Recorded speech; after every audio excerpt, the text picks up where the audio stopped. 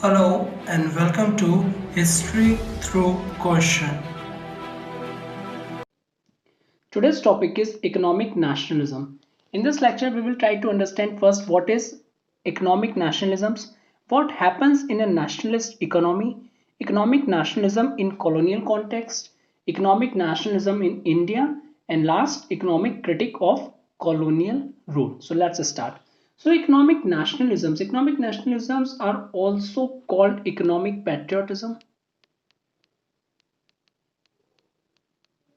along with economic populism. Okay so ये एक ideology है जो फेवर्स करती है कि स्टेट इंटरवेंशन काय में state intervention over the other market mechanisms other market interventions. Okay, so it connotes not only control of external relations. इसमें क्या होता है, सिर्फ कंट्रोल नहीं होता है एक्सटर्नल रिलेशंस पे, okay, but at the same times it's also mobilize the internal resources as well. Okay, so along with the external resources, internal resources पे भी इनका कंट्रोल होता है, that is the state. So it tends to see international trade as a zero sum game, while जो goal है is to deliver or basically is to derive the relative gains as opposed to mutual gains. So objective क्या है, to derive the relative gains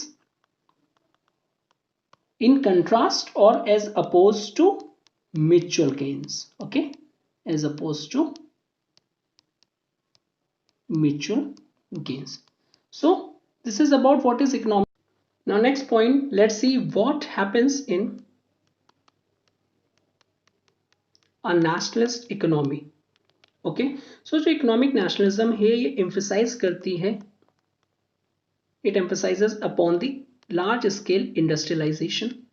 ये जो new industries होंगी और जो already existing industries होगी, ये इकोनॉमिक नेशनलिज्म एम्फसाइज करती है कि इसको एड्स करे with the help of state support, और बेसिकली इसको स्टेट सपोर्ट करे.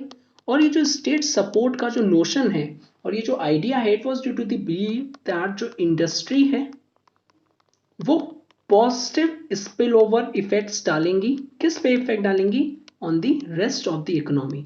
जब ये पॉजिटिव इफेक्ट डालेंगी ऑन द इकोनॉमी में, which further enhances the self sufficiency of an country.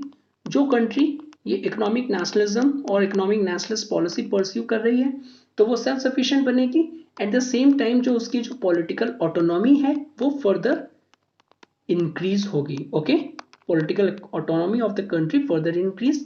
और ये तीनों चीजें ओके कि positive effects on economic self sufficiency और political autonomy, these are the key ingredients or become or basically a crucial aspect in building a strong military power बनने के लिए तीनों चीजें required हैं. Okay, so at the same time जो nationalist economy है, it also imbibes the policy of domestic control. Okay, domestic control. अब ये डोमेस्टिक जो कंट्रोल है किस किस का, सो ये डोमेस्टिक कंट्रोल जो होगा ओवर द इकोनॉमी में, लेबर में, कैपिटल फॉर्मेशन में. ओके ओके, अगर इन सब चीजों को पूरा करने के लिए, even if this requires the impositions of tariff, अगर इसको पूरा करने के लिए हमें इम्पोजिशंस ऑफ टैरिफ्स भी लगाना पड़े और अदर रिस्ट्रिक्शंस भी इंपोज करना पड़े, तब भी वो वैलिड है इसको अचीव करने के लिए. ओके, अब ये जो अदर रिस्ट्रिक्शंस है, अदर रिस्ट्रिक्शंस किस पे हो सकते हैं, on the movement of labour. Labour के मूवमेंट में रिस्ट्रिक्शंस हो सकते हैं, सच एज जो अगर कोई नेशनलिस्ट इकोनॉमी है तो वो अपने ही कंट्री के जो होंगे उनको ही फेवर करेगा, जो बाहर से लोग आए होंगे उनको जॉब देने में प्रेफरेंस नहीं देगा. So restrictions on the movement of labour. अगर मैं इसको एग्जांपल के थ्रू एक्सप्लेन करूं, यहाँ पे यूएस का एग्जांपल बिल्कुल टुडेस कॉन्टेक्स्ट में बिल्कुल 100% फिट बैठता है. अगर हम रिस्ट्रिक्शंस ऑन मूवमेंट की बात करें तो H1B1 वीजास की हम आ जाएंगे, और रिस्ट्रिक्शंस भी लगा रहे हैं, टैरिफ इंपोज कर रहे हैं, वो प्रोटेक्शनिस्ट मेजर्स काफी ले रहे हैं चाइना के अगेंस्ट में भी। Okay, so these are some of the example. तो यहाँ पे यूएस का जो एग्जांपल है वो 100% फिट बैठता है। ओके, और ये जो रिस्ट्रिक्शंस हमने देखे थे, मूवमेंट ऑफ लेबर पे हो सकते हैं, गुड्स पे हो सकते हैं और कैपिटल पे भी हो सकते हैं। Okay, at the same time it has also been used as a favouring some sort of authority. So ये जो नेशनलिस्ट इकोनॉमी है इसमें हमने क्या देखा, ये फेवर करता है some sort of authority in oppositions to किसके, ग्लोबलाइजेशंस। ओके, ग्लोबलाइजेशंस को अगर हम वन वर्ड में और डिफाइन करें तो क्या हो जाएगा, interdependence, interdependence among all nations. Okay, so इसको अपोज करके वो किस पे एम्फसाइज करते हैं, नेशनलिस्ट इकोनॉमी के ऑटार्की पे। ओके, और इसके ये सारे जो ऑब्जेक्टिव्स हैं टू अटेन इट्स गोल, जो नेशनलिस्ट इकोनॉमी के गोल हैं, जो इकोनॉमिक नेशनलिज्म है, नेशनलिस्ट है, this suppose to impose tariff. Okay, वो टैरिफ्स भी काफी इंपोज करते हैं सो दैट जो उनके यहाँ के जो गुड्स हैं वो कॉम्पिटेटिव बने रहें। Tariff to restrict free trade, ताकि फ्री ट्रेड ना हो पाए। Okay, to promote indigenous industries, जो इंडिजीनियस इंडस्ट्रीज हैं पर्टिकुलर रीजन के जहां पे इकोनॉमिक नेशनलिस्ट पॉलिसी को परस्यू किया जा रहा है उनको हेल्प मिले। And to seek import substitutions, okay, ताकि बाहर से इंपोर्ट ना आ पाए। Okay, import substitutions. Now let's see economic nationalism in colonial context. Okay, now जो कॉलोनियल टर्म मीन्स जो टाइम्स था उसमें क्या बिलीव था, उसमें ये बिलीव था कि जो पीसफुल वर्ल्ड ऑर्डर है वो तभी स्टैब्लिश हो पाएगा जब हम इक्वालिटी अमंग द नेशंस में एम्फसाइज करेंगे, equality among the Nations. But ये जो इक्वालिटी अमंग द नेशंस का जो नोशन था वो सिर्फ और सिर्फ लिमिटेड था in the western nations. Okay, in western nations के लिए ही ये सिर्फ लिमिटेड था। फॉर अदर कंट्रीज जिनको कॉलोनियल टाइम्स में टॉरिड जोन्स कहा जाता था, और ये जो टॉरिड जोन्स थे ये वर्ल्ड के वो पार्ट थे सच एज एशियन कंट्रीज और अफ्रीकन कंट्रीज जहां पे जो इंडस्ट्रीज हैं, ओके, जो इंडस्ट्रीज हैं वो अभी नई नई बनना शुरू हुई थी, दैट इज इन्फेंट स्टेज पे हैं। ओके, तो ये जो कॉलोनियल टर्म मींस जो टाइम था उसमें ये जो वेस्टर्न जो कंट्रीज थी वो कहती थी कि इनकी मींस जो इन्फेंट इंडस्ट्री है उनको प्रोटेक्ट करना इररेलेवेंट है, उनको प्रोटेक्शन देना, उनको बचाना इररेलेवेंट है।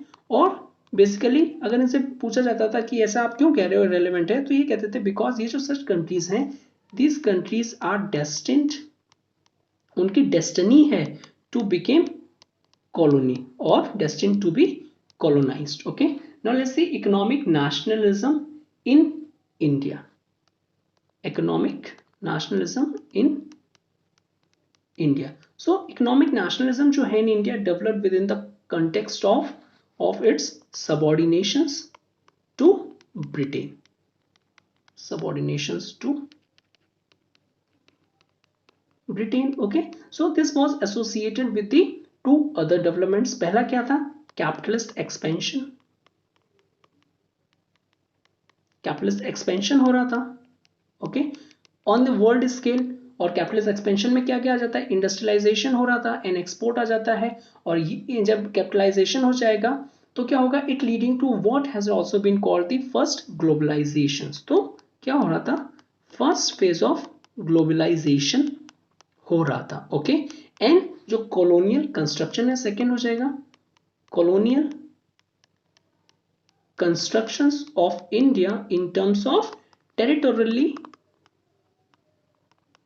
Defined space, defined space. Okay, so अगर हम थोड़ा सा अर्लियर थॉट्स देखें इकोनॉमिक नेशनलिज्म इन इंडिया के, सो वी फाउंड दैट जो मेन स्ट्रीम थी, जो mainstream of nationalist economy, उनके जो थॉट्स थे they were formulated in the period between 1870s and 1905. However, जो small group of peoples थे, especially in the अगर हम महाराष्ट्र रीजन में देखें, so whoever means वो earlier से ही डिस्कस कर रहे थे और उनके बारे में लिख रहे थे on some of the issues जो कि कंसर्न थे with the economic exploitations of the India by the British. Okay, so in fact जो रिकॉग्निशन था of the negative economic consequences of the British colonial rule in India, अगर हम उसको track करें पहले मेन स्ट्रीम पॉलिटिक्स से, तो it can be trade back to the earlier years of 1830s.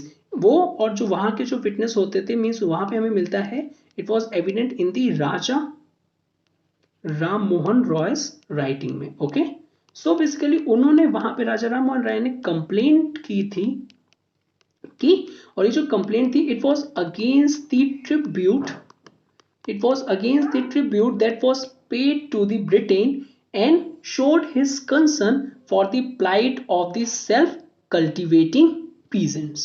Okay, now let's see economic critique of colonial rule. Economic critique of colonial rule. So during the 1870s and 1880, a wide-ranging and comprehensive जो nationalist थे critic of the British rule emerge हुए थे in India में. Okay, so जो most important अगर हम देखें most prominents of the emerging political economy of the nationalhoods were, first is the दादा भाई नौरोजी. ओके, और इनका जो टाइम पीरियड था 1825 से 1917. Second M G Ranade, Mahadev Govind Ranade 1842 to 1901. Next is Romesh Chandra Dutt 1848 to 1909. Gopal Krishna Gokhale 1866 to 1915. G Subramaniam Iyer 1855 to 1916. G.V. Joshi 1851 to 1911. Bal Gangadhar Tilak 1856 to 1920. And last Surendranath Banerjee 1848 to 1925. So ये जो nationalist थे और ये जो मीन्स जो इकोनॉमिक क्रिटिक थे ऑफ द ब्रिटिश रूल के, so they realise that जो इंडिया है, India has been integrated within the global capitalism but in a subordinate position. तो उन्हें क्या, तो इनका मीन्स इनकी फाइंडिंग क्या थी, दैट इंडिया जो है वो इंटीग्रेटेड तो हुआ है with the global capitalism, but वो किस फेज में है, ये सबऑर्डिनेट पोजीशन पे है, सबऑर्डिनेट फेज पे है. ओके, और अगर हम देखें महादेव गोविंद रेनाडे के, एमजी रेनाडे, सो उन्होंने डिफाइन किया ये position as a dependent colonial economy. Okay, and according to him जो कंट्री है was being transformed into a plantations. ठीक है, वो जो हमारी कंट्री है दैट इज द इंडिया, वो किस में ट्रांसफॉर्म हो गई है, प्लांटेशन इंडस्ट्री में ट्रांसफॉर्म हो गई है. ठीक है, और बेसिकली जस्ट प्रोड्यूसिंग और ग्रोइंग द रॉ प्रोड्यूस, और जो कि शिप किया जाता था by the British agents in the British ships और to be worked in the fabrics by the British skill and capitals, और उसको री एक्सपोर्ट किया जाता था to the dependency by the British merchants to their corresponding British firms. Okay, so ये जो nationalist writers थे, they also criticise the process of ruralisations. Okay, also criticise the process of ruralisations and deindustrialisation, जो कि large scale witness किया गया था, de-industrializations. Okay, large scale witness हुआ था during the British rule in India, to which जो India है वो सब्जेक्टेड. मोर एवर ये जो थ्योरी थी इसके बाद जो इकोनॉमिक क्रिटिक की जो दादा भाई नौरोजी ने दी थी, that is the drain of wealth was formulated by the Dadabhai Naoroji and it remain the most popular nationalist economic plan to denounce the British rule. ये जो इकोनॉमिक नेशनलिस्ट जो क्रिटिक है against the British rule by our nationalist जो leaders थे, उनको काफी detail में cover किया है in Bipin Chandra's writing. Okay, so उन्होंने in his pioneering and magisterial survey of the economic thoughts of the early Indian nationalist, जो बिपिन चंद्र उन्होंने डिस्कस किया है इन डिटेल में the scathing critique of the colonial economic policies by the early nationalist leaders. Okay, और उन्होंने काफी points को भी कवर किया of the national critique on the economic such as the economic drain हो गया, डिक्लाइन ऑफ इंडिजीनियस इंडस्ट्री हो गया, एक्सेसिव टैक्सेशन हो गया, and the discriminatory international trade as well. Okay, so these are all about the economic nationalisms. If you like this video, please do like, share and subscribe, and thank you very much for watching this. Have a good day.